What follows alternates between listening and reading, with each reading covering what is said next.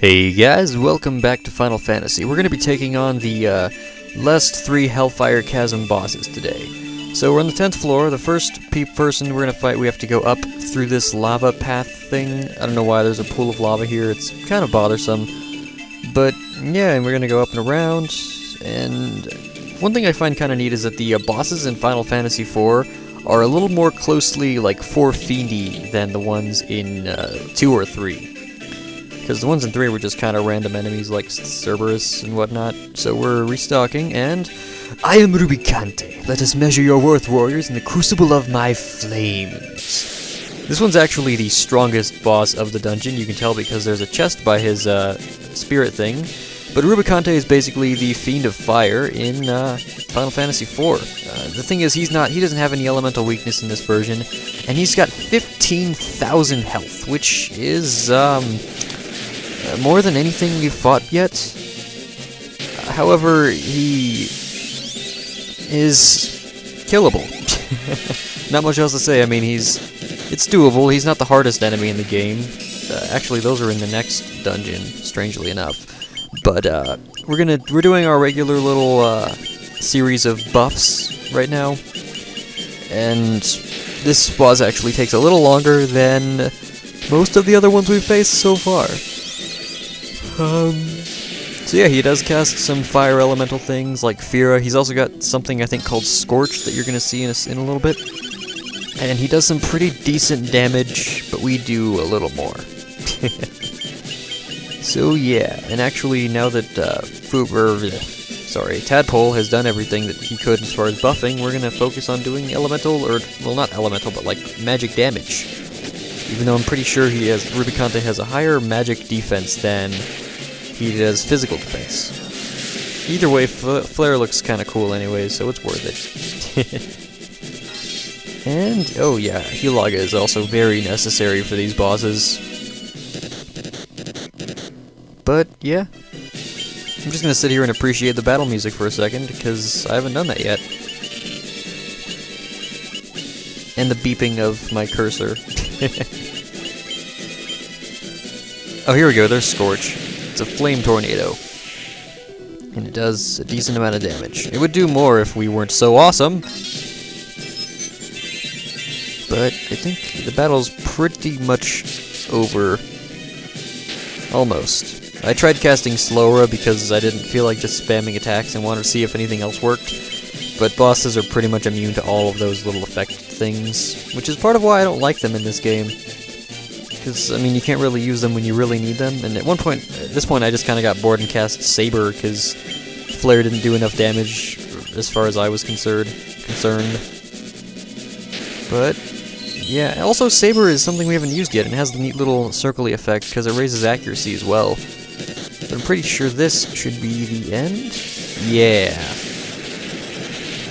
I like how he's got his one leg sticking out. But anyways, we got the Kikuichi Monji, I don't know if I pronounced that right, but it is a sword for Ryuko that is better than Sasuke's blade by about 5. So the chest has a 4th ribbon, which is, obviously it wasn't in the original game because this dungeon wasn't, but we found the black cowl in the Hellfire Chasm, and it's got better defense and accuracy and whatever. It's got better stats than the ribbon, so we're not going to equip it, but we're going to hold on to it for now in case I have a change of heart. And here we exit the dungeon, or it's the dungeon exit. And I guess next we're gonna warp ahead to the 5th floor again so we can face the 2nd dungeon boss. Or technically the 3rd, but you know. So, warp. Yay. And the 5th floor, basically, we're gonna want to go up instead of down. Actually, the map before this time around was the patrol map, so I turned off my running, because that map annoys me. And one thing I forgot to mention is Cagnazo was the water fiend, and this guy's like, ooh, what a treat! What a treat to be the one to send you to your graves! Perish knowing that it was Scarmillion who fed your corpses to the earth! Scarmillion is the Fiend of Earth. Obviously, you can tell because he said the word Earth in his thing. He's also a very unique boss for one important reason, and you'll be seeing that in a second. He doesn't have a lot of health, admittedly, So, I mean, this battle goes by pretty quickly. I mean, he's got like a cloak with one eye.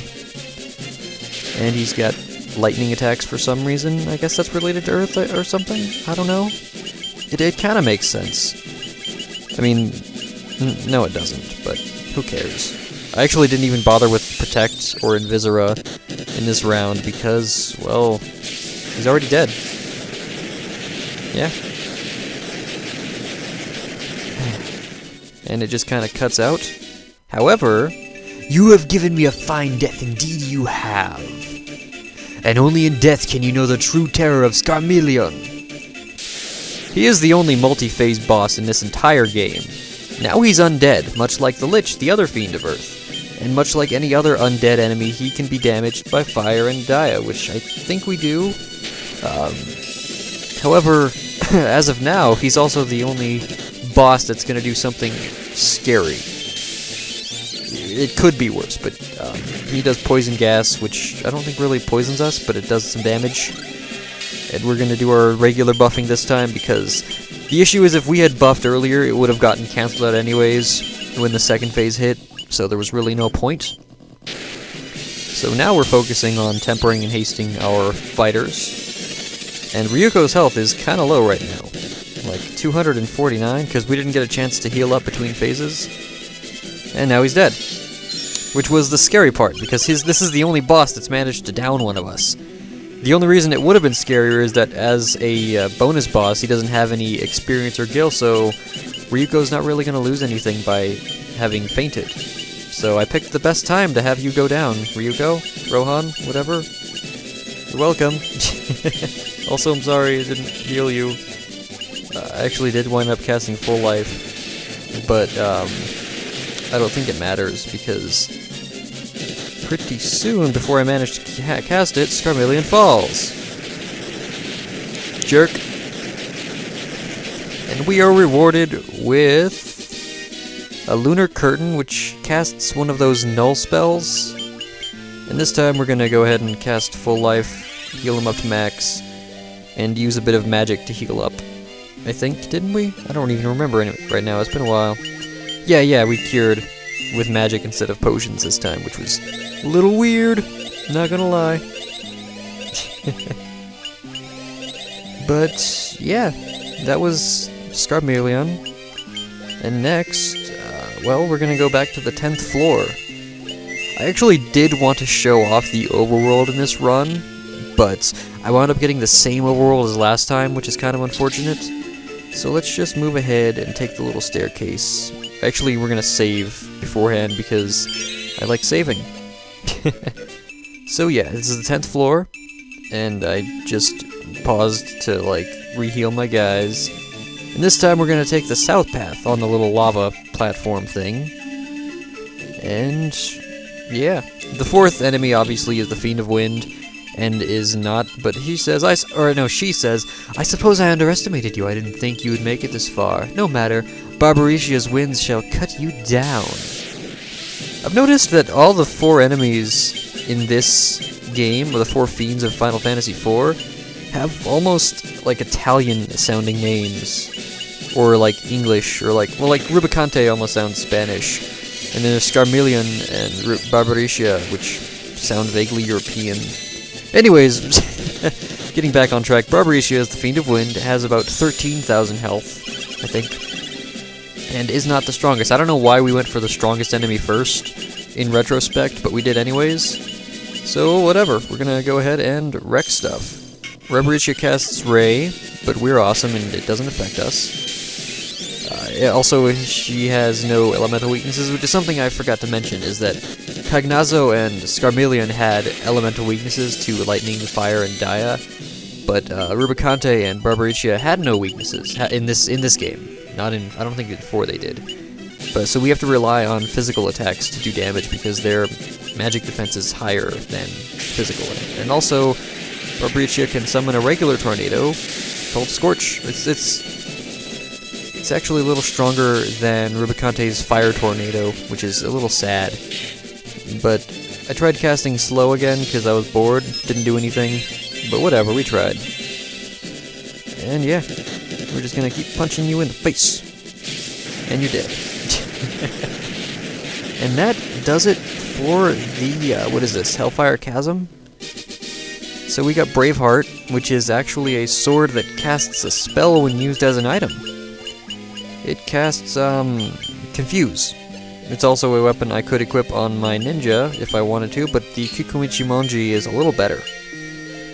So next time, I mean this is going to take a second, but next time when we come back we're going to be playing in, I think it's Whisperwind Cove? No, that's the wind one. It's the Lifespring Grotto I think is next. I might be wrong though, but I guess we'll find out. And actually, what else was there to say? The Lifespring Grotto is a weird dungeon because it has 20 floors. This one had 10. So we're doubling up, it's like doubling up each time almost. But, yeah, not much else to say, guys. I guess I will see you in the next episode, and I will, well, take care.